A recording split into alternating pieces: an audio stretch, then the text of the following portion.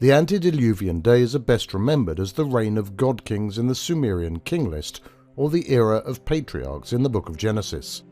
The sources clarified that these leaders who formed the aristocracy that ruled these days were of divine blood. They were part Anunnaki. A second group on Earth was the Nephilim, who descended to live here and intermarry with human women. The third group to populate the Earth was humanity, the Homo sapiens produced by the Anunnaki as a labor force to do all the menial tasks. Of the three, we are concerned with the demigods, the priest-kings of the antediluvian period, remembered in the Old Testament as Adam and Eve's descendants. Two lines of descent, Cain and Seth. The line of descent from Adam and Eve provided by the book of Genesis poses many problems, for it not only lists the progeny of Cain, but then adds the parallel line of Seth. It even duplicates some of the Cainite names and approximates some of the others. Therefore, there were two separate streams of tradition, but both derived from the same distant source. The original center of dissemination was manifestly in Mesopotamia, while Methuselah is clearly Akkadian, Mu-tu-sa-ili, or man of God. The rest of the names have nothing in common with their Mesopotamian antecedents. It would seem that before they reached the Hebrews, they had gone through a secondary center of dissemination where they were transformed with local records and traditions. A third list mentioned in the pseudepigraphic literature has been neglected, presumably because it does not agree with the proposition in Genesis that Abraham inherited the mantle of priesthood from Noah. Provided by the second book of Enoch, this list of priest-kings ends with the patriarch Melchizedek being transported to the heavens just before the deluge. It contains many strange and unfamiliar names that do not appear elsewhere in the scriptures. It is also called the Slavonic Apocalypse of Enoch. It is dated to the 1st century AD and describes Enoch's ascent to heaven, his deification, and his return to earth. It is perhaps better known for its line of succession, which avoids Noah and instead passes it on to his brother Ner and then to his son Melchizedek. In Genesis, the line of Cain was discontinued suddenly, and presumably this change in attitude was related to the death of his brother Abel. Cain was exiled to the lands east of Eden, where he later produced a son also called Enoch, who was reportedly the builder of cities, 7 in fact, all named after his sons. It is perhaps coincidental that 7 major cities were built by the Sumerians before the deluge, and suggests a common source of origin. Genesis continues the line of Cain uneventfully through Irad, Mehujael, Methuselah, and then ends with Lamech. Not content with dropping the line here, the scriptures left behind a puzzle, a cryptic verse that has been the bane of biblical scholars.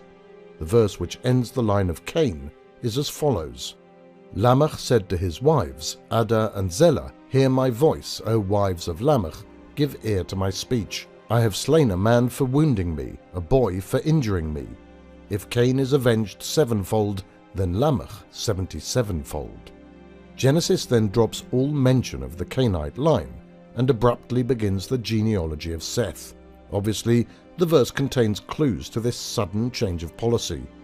If the line was doomed, what were the reasons? The solution to this enigmatic verse that ends the line of Cain probably lies in the 2, even 3, parallel lines of descent. The Cain-Abel murder mystery. The biblical explanation for the first recorded murder in the history of humanity is somehow not convincing. For, according to Genesis, Cain slew Abel because his offering was snubbed by the Lord in favor of Abel's. It looks more like a spurious explanation invented by the ancient chroniclers. The answer lies elsewhere, and the works of the pseudepigrapha bear this out.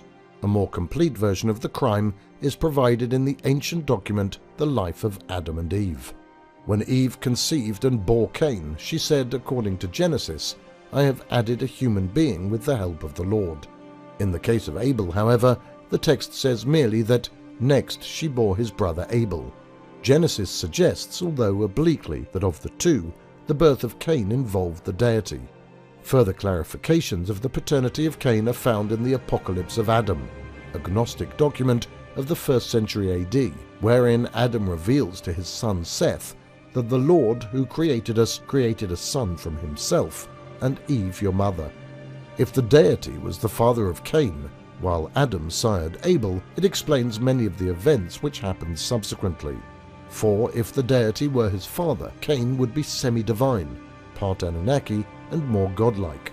It would explain his aggressive nature and account for Abel's demise.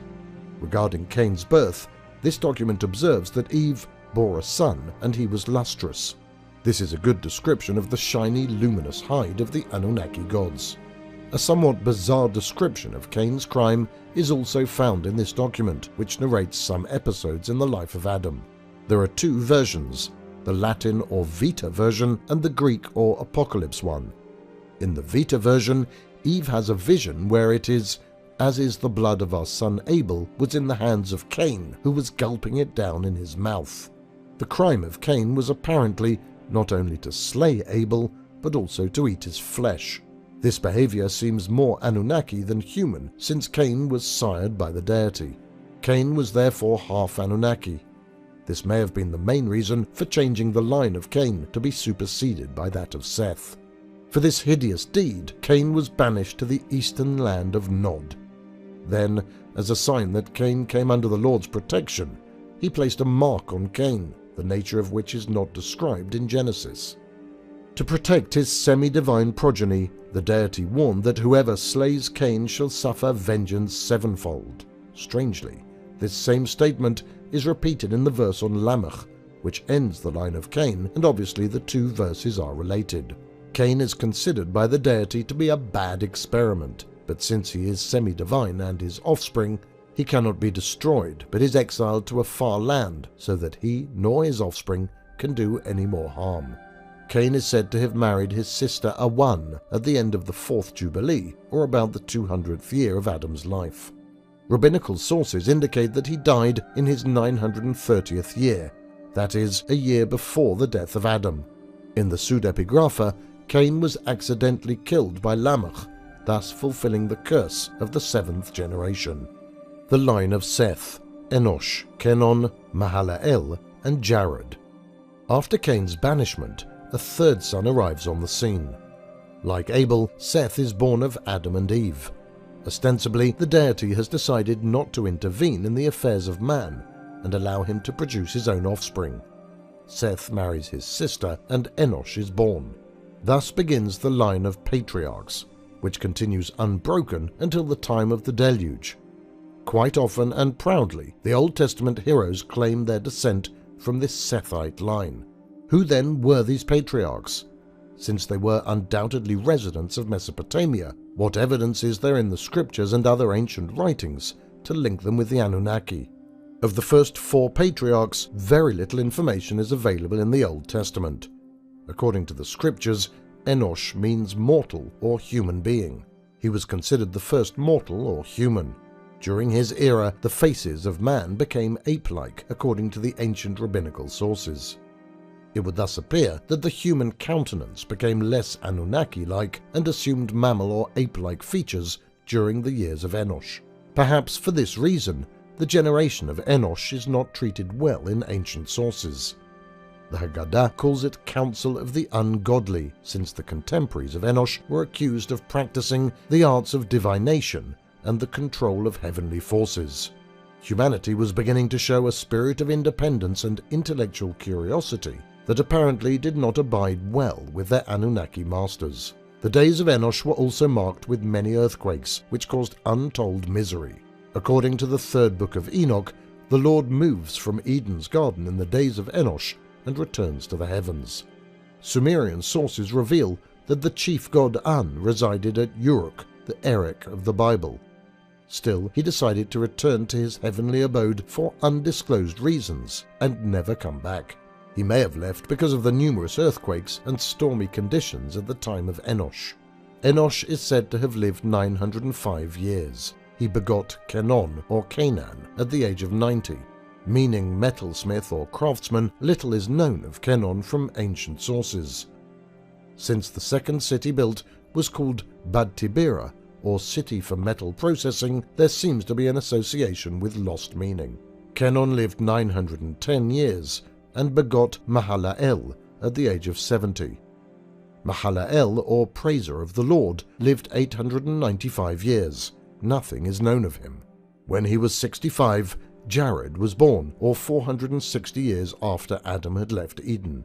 Thus Adam, Enosh, Kenon, Mahalalel, and Cain would all still be living when we enter the era of Jared.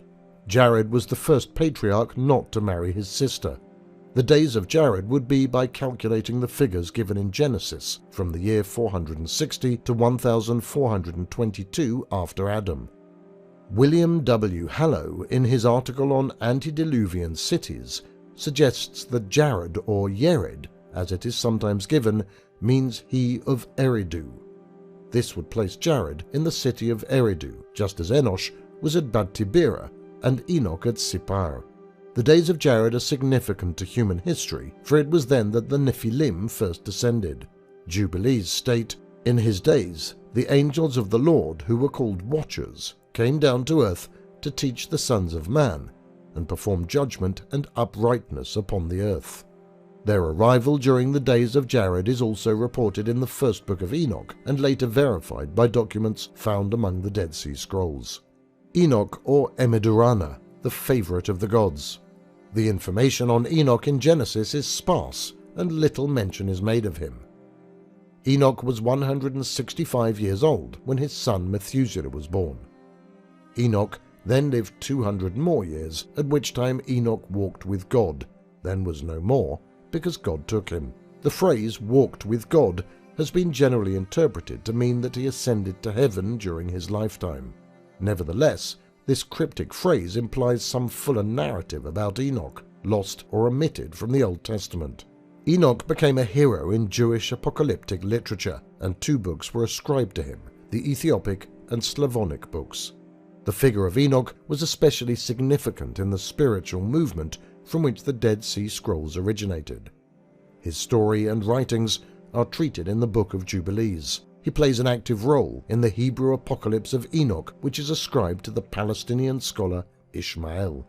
Enoch's ascent to heaven is just the beginning of a fabulous career, wherein Enoch became divine and was made chief of the heavens, second only to the deity himself. After his ascent, he came back to his family briefly to teach his son Methuselah the wisdom he had learned and written down in heaven. After a brief stay here, he returned for 6 Jubilee years. During this period, he apparently commuted between the heavens and earth. The apocalyptic literature mentions his residence in Eden and on Mount Qatar, an unidentified place that could be the city of Sippar in Mesopotamia. Enoch's rise to power. The elevation of Enoch to the status of a god is recounted in the Slavonic Enoch. Enoch himself reveals the experience. "I was in the house alone, and I lay on the bed sleeping. Then 2 huge men appeared to me, the likes of which I had never seen on earth, and they stood at the head of my bed and called me by my names. Enoch awoke and was terrified. Then these men said to me, 'Be brave, Enoch, in truth do not fear, the eternal God has sent us to you, and behold, you will ascend with us to heaven today.'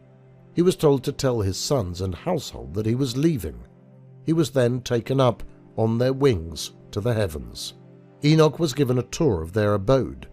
In one area he saw 200 dejected angels, and was told that they were the ones who had descended and were being held for trial. Enoch's clothes were taken away, and he was anointed and given clothes of glory, a symbolism to show that he was changed physically, made over like one of the gods. This is just the reverse of what happened to Adam in the Garden of Eden. He lost his cloud of glory and then was given clothes. It appears from what happened subsequently that Enoch received some form of divinity here at this time. Then a pen for speed writing was given to Enoch, and books were read to him while he copied dictation about the marvels and secrets of heaven. He remained with them for 60 days, then was returned to earth to spend 30 days to impart his knowledge to his sons. He was then picked up and taken back where he was to be the chief investigator for the inquiry into the crimes of the Nephilim. The Hebrew of the 3rd book of Enoch contains the testimony of Rabbi Ishmael, the famous Palestinian scholar, where he dreams he is taken to heaven and meets Metatron, who appears to be the most powerful being there. "Why is your name like the name of your Creator with 70 names?" asks Ishmael. "You are greater than all the princes, more exalted than all the angels, more beloved than all the ministers." Enoch answers, "Because I am Enoch, the son of Jared." He then describes how he was made chief of the heavens over the objections of the angels. Enoch is made acting chief with all the titles and powers of office. He is given the divine names, the 70 names which confer power over the heavens and earth. These names seem to be like the tablets of destiny or the Mies of the Sumerian gods. They are formulas of devices that give the owner absolute control over certain aspects and categories of life. Enoch served as Metatron, from the Greek Metachronos, or the one who serves behind the throne, for 6 Jubilee years, or 300 years. According to this document, he was resettled in Eden, but little is known of the 300 years he served as Metatron. The crimes and trial of the Nephilim. Jubilees states that in the days of Jared, the angels of the Lord, who were called Watchers, came to earth to teach the sons of man. These are the Nephilim described in Genesis 6. Now when men began to increase on earth, and daughters were born to them, the divine beings, Elohim, saw how beautiful the human daughters were, and took them as their wives, any of them they liked. It was then that the Nephilim appeared on earth, as well as later after the divine beings had united with human daughters. 200 Nephilim descended in the days of Jared onto Mount Hermon in northwest Palestine near Lebanon. In the Babylonian records of creation, the Enuma Elish, a large group of divine beings descended to earth. Tablet 6 of the epic reveals that the Anunnaki grew quite restless while residing just above earth.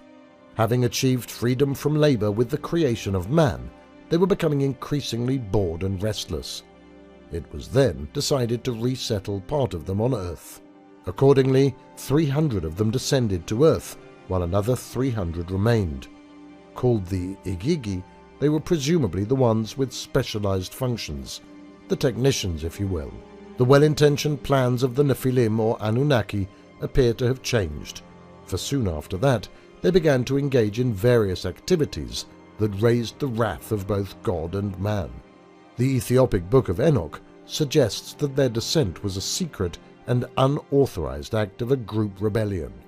During this time, Enoch was performing the work of a scribe at a hidden location on earth. No one of the children of God knew where he was, notes the account, although it makes clear he was among the Anunnaki of the Mesopotamian valley.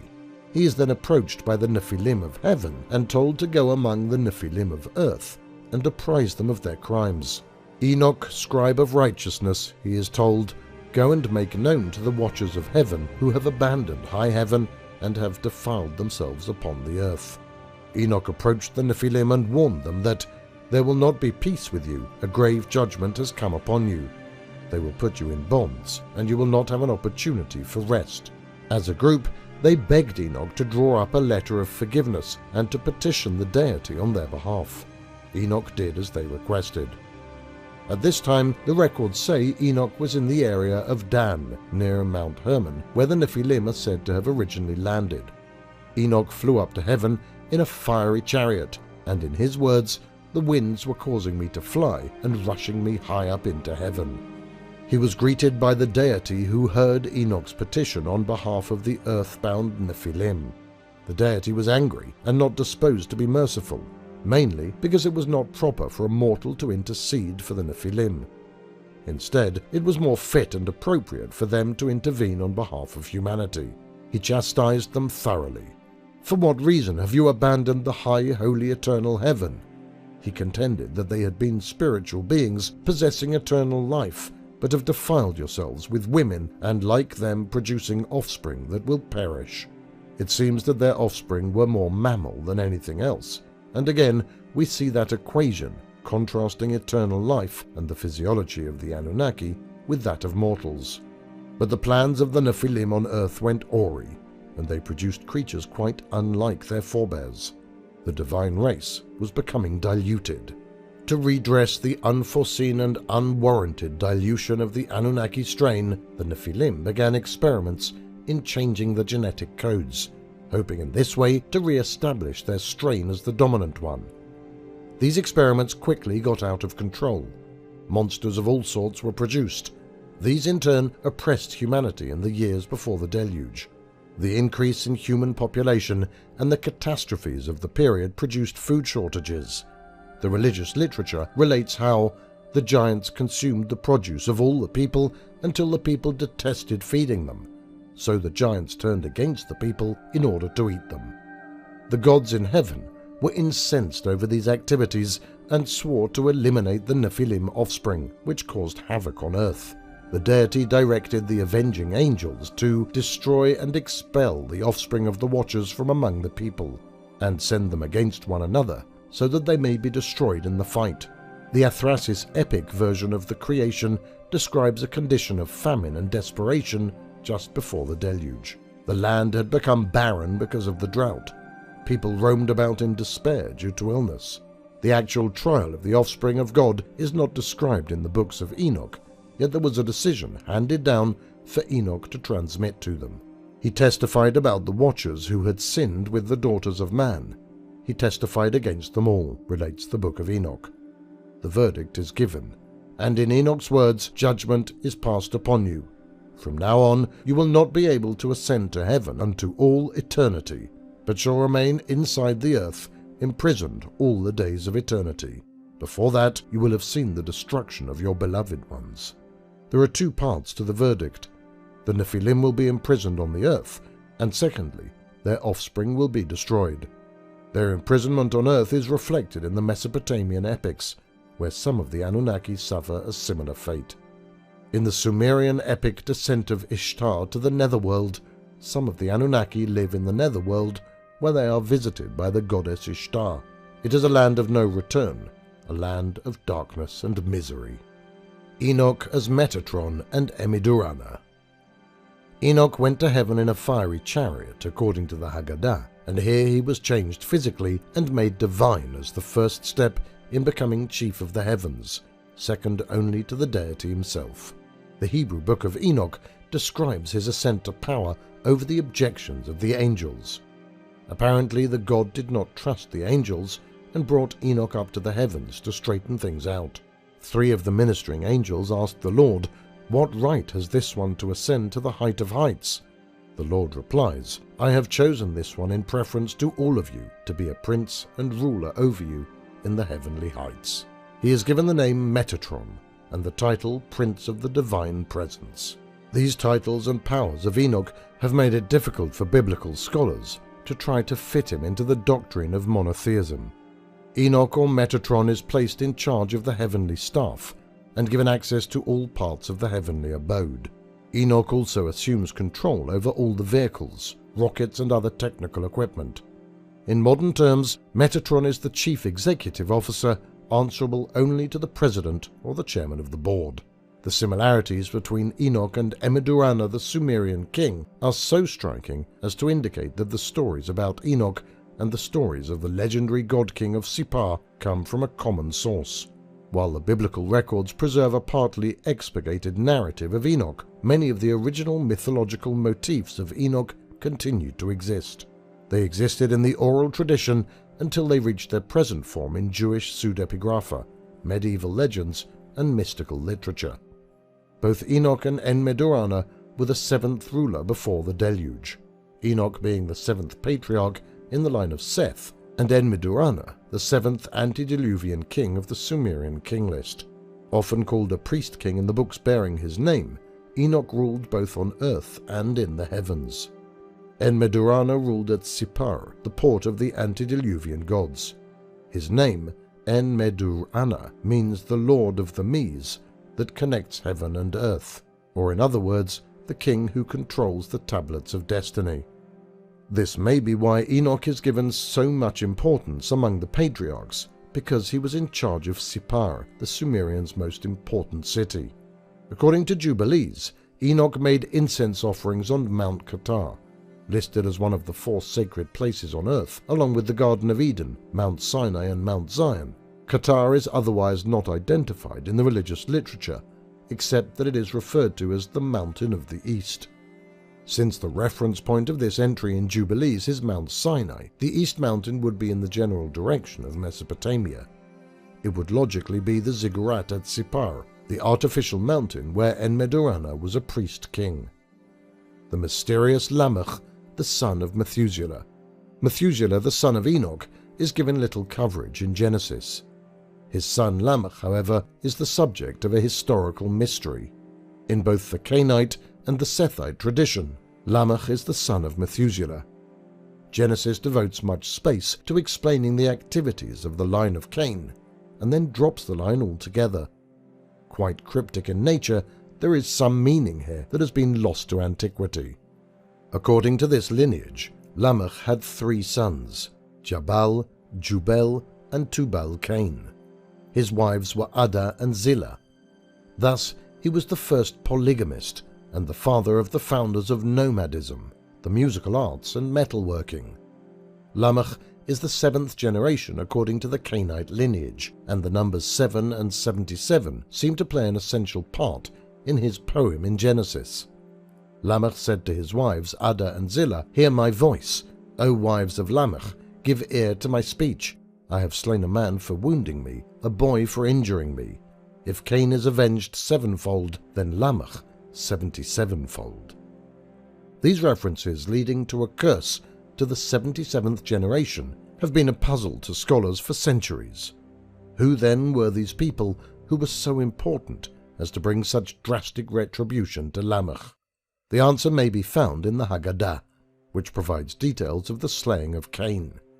In the story, Lamech was reportedly old and blind, and when he went hunting, he was led by his son Tubal-Cain, who would tell his father when the game came into sight so that Lamech could shoot at it with his bow and arrow.